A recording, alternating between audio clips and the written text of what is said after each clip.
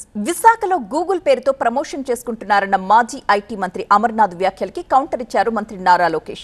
ఆయనకు అసలు data centre అంటే ఏంటో తెలుసా అంటూ సెటర్స్ వేశారు. వారిద్దరి మధ్య జరిగిన ఆ డైలాగ్ వార్ చూద్దాం.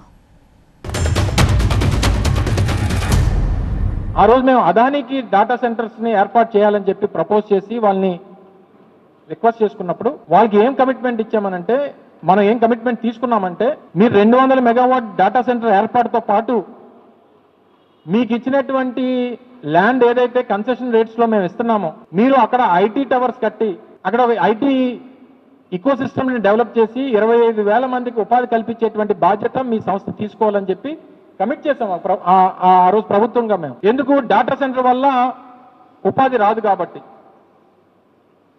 ఈ రోజు ముఖ్యమంత్రి గారు కొడుకు పెద్ద ఎత్తున గూగుల్ పేరిట పెద్ద ఎత్తున మార్కెటింగ్ చేసుకుంటున్నారు.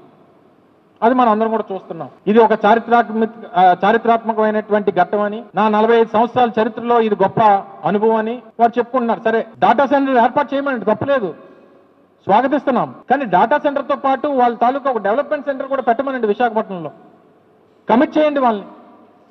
ఒక 20,000 మందితోనో 10,000 మందితోనో ఒక డెవలప్మెంట్ సెంటర్ కూడా విశాఖపట్నంలో పెట్టమనండి. ఆ రోజు ఐటీ మంత్రిని ఎట్లా ట్రోల్ చేశారో మనందరం చూసాం. 2019 నుంచి 24 మధ్యన ఒక ఐటీ మంత్రిని ఎట్లా ట్రోల్ చేశారో ప్రజలందరూ కూడా చూశారు. ఒక ప్రశ్న అడిగితే దానికి కోడి గుడ్డు గుడ్డు కోడి అన్నాడు. ఇప్పుడు ఆయనకి ఏ అర్హత ఉందండి? ఆయనకి అసలు డేటా సెంటర్ అంటే ఏంటో తెలుసా? విచిత్రం ఏంటంటే, ఒక ఐటీ సంస్థ ఆయన అడిగింది, సార్ మాకు ఇప్పుడు కొంచెం దూరం ఉన్నాం, పబ్లిక్ ట్రాన్స్పోర్టేషన్ లేదు, పబ్లిక్ ట్రాన్స్పోర్టేషన్ ఏంటి అంటే బస్సులు వేయండి అని కోరారు. అది కూడా ఆయన చేయలేకపోయాడు boss. He could do that.